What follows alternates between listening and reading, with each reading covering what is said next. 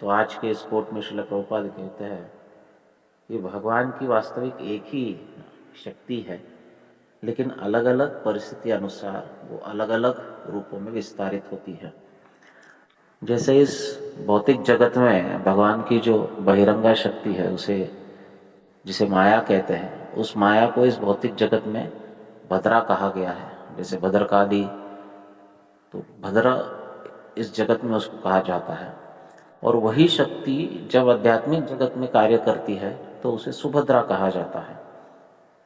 तो शक्ति वही है, लेकिन स्थान के अनुसार उसका कार्य परिवर्तित होता है। भौतिक जगत में ये माया जो है महामाया के रूप में काम करती है,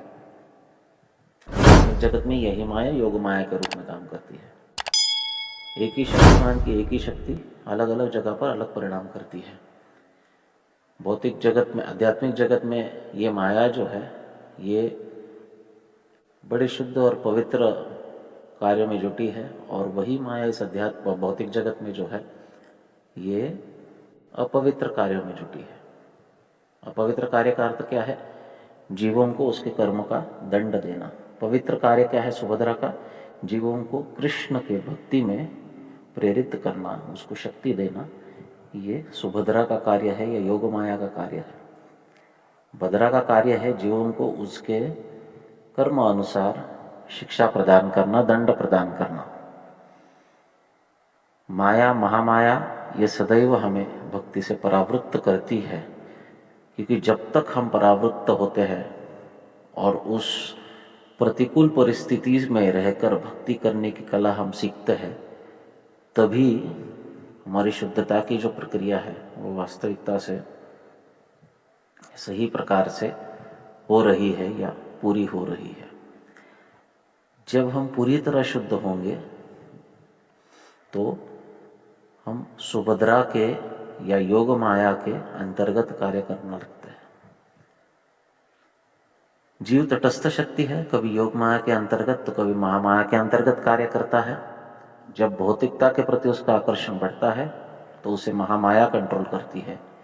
जब वो आध्यात्मिक चेतना में चला जाता है तो उसे योग माया कंट्रोल करती है। योग माया हमेशा उसे भक्ति में प्रेरणा देती है, तो महामाया हमेशा उसे भक्ति से परावृत्त करती है।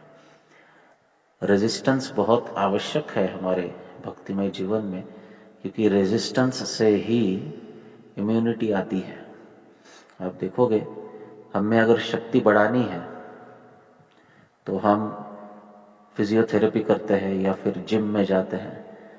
तो वास्तविक कसरत में हम क्या करते हैं? कसरत में हम हमारे स्नायुओं को रेजिस्टेंस देते हैं।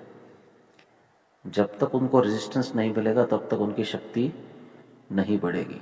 तो रेजिस्टेंस मिलता है तो और तीव्रता से हम कार्य करने लगते हैं, और तीव्रता से हमें हमारी शुद्धिकरण की प्रक्रिया आगे बढ़ती है। तो महामाया वास्तविक देखा जाए तो यहाँ पर एक इनऑस्पिशियस या अपवित्र, अमंगल का कार्य कर रही है। परंतु जो जीव साधन में लगा हुआ है और सही तत्वों को समझा है, उसके लिए वो फिर भी भद्रा ही है। उसको भद्रा कहा गया है, अभद्रा नहीं कहा गया है। तो भद्रा का अर्थ है मंगलमयी, सुभद्रा का अर्थ है अति मंगलमयी।